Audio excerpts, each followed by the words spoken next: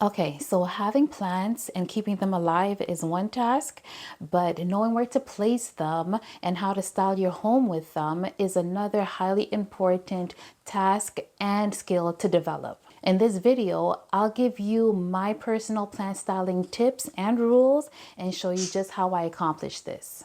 Hey y'all, it's your girl Juliet, also known as Ahavaya, and welcome back to my channel. And welcome to those of you who are finding me and watching me for the first time. Let's get into the video.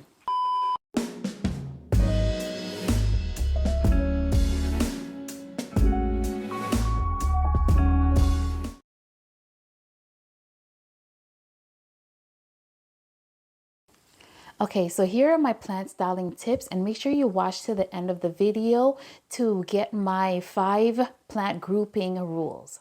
Okay, so with all of the tips that I'm about to share with you, you have to and you must pay attention to how far your plant is placed from the light source or from a window. As we know, plants require light. It's not a no light is an okay situation for any of these plants. They need light, so you got to pay attention to where you're placing them in relation to the light source. So if there's no light in a particular area, think of using a grow light. Okay, one way or another, supplement the light so that it could continue to grow. So to supplement lighting, I use the Icecavan grow light, which I have a video for, and I'll link it up in this video for you to see. But I use the Icecavan grow light. I use grow light bulbs that I place in pendants, and I also use floor lamps to assist in supplementing the lighting for my plants so that you can continue to grow. Another important tip is to make sure you pay attention to where you're placing your plants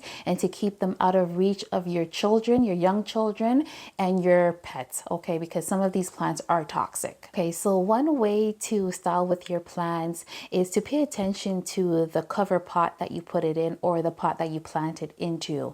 Some people like to pick all white pots. Some people like to pick all clay pots. Some people like to mix the colors of the pots to have a more eclectic vibe. It's something to pay attention to because it adds or sometimes takes away from your design or your styling in your home. So pay attention to the cover pot or the pot that you put your plants in. You may also choose to plant or put your plants in a glass vase. It adds a little bit of an elegant feel to your plant collection. You can have either your plant in soil or you could have it in a hydroponic kind of situation. Now, if you are going to opt for putting your plant in a glass vase or a glass container, of course it's not going to have a hole in it, so you got to be really careful, be more conscious of how you're watering and how much water you're giving your plant, because of course if you oversaturate it, it's hard to get rid of that excess water,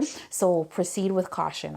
So another way you could style your plants is by putting them on a plant stand. You can either buy an actual plant stand or you can repurpose other items as a plant stand. Some examples of this would be to use a mesh garbage can, or using a stool or a chair or pedestals, or even plant pots or vases. So I've used plant pots as an extender to create height, add visual interest in the space. Next tip.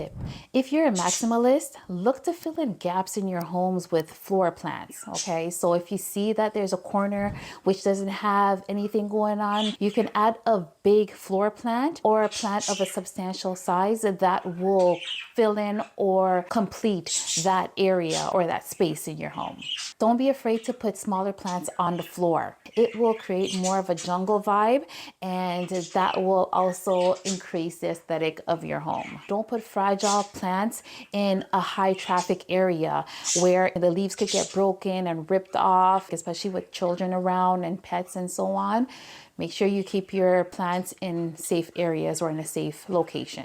When you're looking to find a place for your plants, think of framing your furniture. Think of framing your TV, your couch or your sofa, or your tables. Frame your furniture with the plants that you have so that it creates a more exciting view. It gives the room a little bit more life. Now, if you've seen some of my previous videos, you know that I love my vining and trailing plants, and I'm not afraid to hang them from the ceiling. or from the walls. Which brings me to my next tip. Don't forget to use your walls or your ceiling. You can mount your plants with hooks that you screw in, or you could mount them with hooks that stick onto the surface of the wall or the ceiling. In both cases, you're gonna have to pay attention to how heavy your plant is that you're looking to mount, because you don't want that to come crashing and hitting you on the head, okay? So the adhesive hook that I use is from Amazon, and I'll link it below if you're interested, but it's very strong and it holds on to the ceiling very well.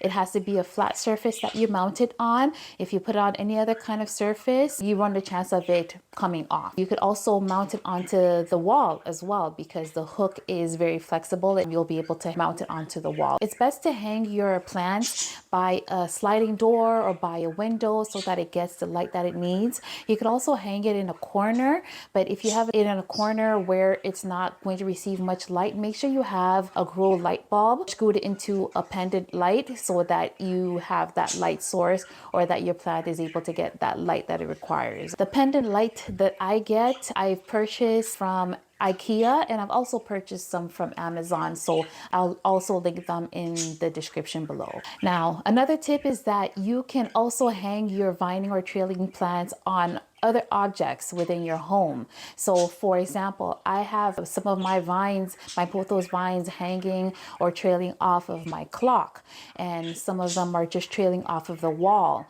You could have them trailing off of the ceiling, and it just adds to the aesthetic jungle vibe of your home. But it's all up to you, of course. You could use command hooks to keep them up, and it's just another way of styling your home.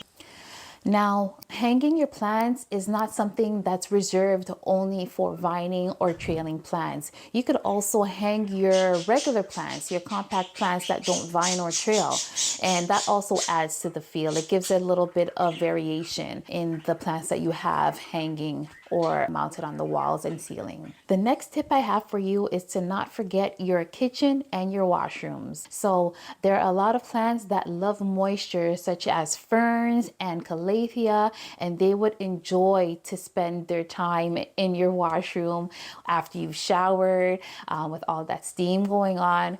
They would love it. The one thing I would suggest is to make sure that there is a light source. Once again, make sure there's a window, or if there isn't, if you're the type that keeps your light on all day in your washroom, then that will also help provide the light that your plants require. Another plant that will do well in your kitchen or your washroom is a pothos plant. That plant can literally survive anywhere, but with the high humidity and with good lighting, it will survive and it will thrive. Now, finally, here are my 5 rules for placing and grouping your plants and styling your home. Rule number 1, vary the sizes of your plants, but maintain an average height in a particular area. So here is an example of that. You can see that the heights of the plants are varying, but for the most part, you won't see a drastically tall plant and you won't see one that's like really, really small in a particular area. Rule number 2, group plants together that vary in the color of the foliage. You could have some green ones and some light green ones. You could have some colored ones, some red ones, and so on and so forth. But make sure they're not all the exact same green color. The next rule when you're grouping your plants is that you make sure you vary the shapes of the leaves. You could have some round leaves, you could have some more elongated leaves, you could have some tiny leaves, but make sure they're not all the same shape. Rule number 4, make sure you vary the heights of your plants in a particular area when you're grouping them.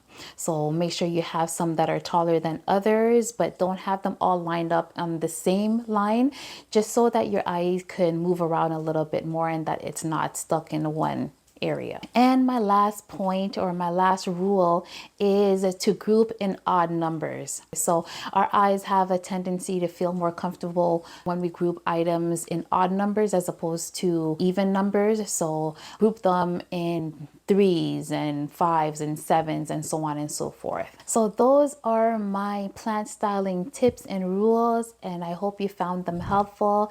And hope that you're able to implement some of these rules and tips in your home and create that jungle feel and vibe that we're all looking for as plant lovers. And let me know, leave me a comment on how you like to style your home with your plants. Let me know if you're going to use some of these tips that I have given you and shared with you today. Otherwise, let me know how your plant parent journey is going. All right, guys, so that's about it for this video. Take care of yourselves and each other, okay?